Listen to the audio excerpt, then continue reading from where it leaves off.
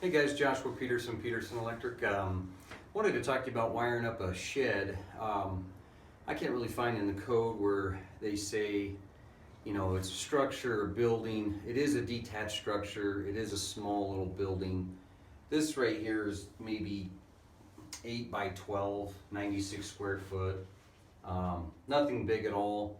And City of Loveland has a requirement typically if you're in their jurisdiction of, I think it's 100 square foot or more, needs a foundation and then a permit and all that.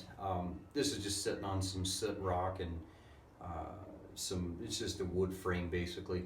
But anyways, I just wanted to say that if you're gonna run stuff out to your shed or whatever you're gonna call it, you just need to figure out your load, how much you're gonna pull. All they wanted was a simple pull chain and a light right here. So I'll just tie this up for them. And then the other thing that I just decided to do for them was to give them an outlet out here. So in a nutshell, when we came into here, this is a non-GFCI outlet, but I am GFCI protected in the garage, and I'll show you that. So if I trip this, it'll reset out there, and it does have a sticker here.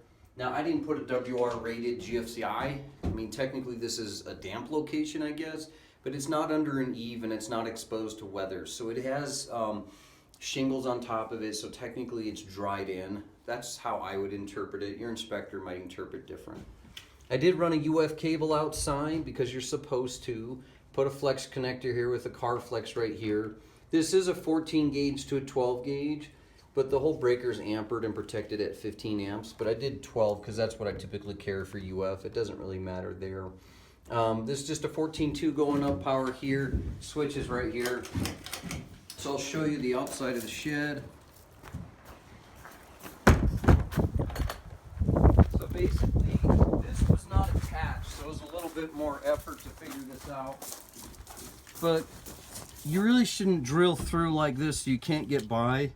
And it really doesn't meet in Code Article 300.5 for clearances above. I guess if I wanted to go underground, I would have gone 12 inches and dug it. Here's what I suggest. Use a piece of flexible car flex right here. Go above someone's head at 6 foot. Make sure it's sealed with caulking on both sides. You got a bell box. You could put a GFCI here or a bell box cover like I did with a seal.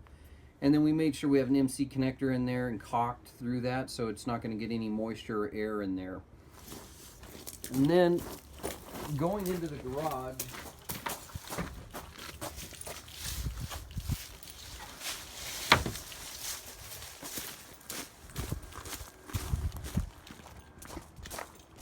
now you guys could run a dedicated circuit to your shed if you're going to put an air compressor out there. They're not going to do that. So I just tapped off of this outside circuit in the garage and put an extension ring, and then I put some MC cable and caulk that hole as well. I did do a double barrel MC connector so later we could come out and add an outlet here or around the corner. So we just have to pop right in there. But this MC Flex is rated for dry conditions exposed, not exposed to physical damage. Could this get damaged? Sure, anything could on the outside. But typically he'll probably put a shelf right here and this will be just served on top of it so it won't be exposed to getting damaged. It's better than putting NM cable or Romex on top. So again, we went MC cable into a bell box. Bell box we had to flex and put UF cable because UF cable is supposed to be outside. We can't have anything more than 6 foot. We can't have Romex anymore inside of that conduit. And then we went Romex inside of the building because it's dried in. So we have 3 different applications there. This is GFCI'd, and right here is your reset. They're old GFCI. It's probably about 30 years old.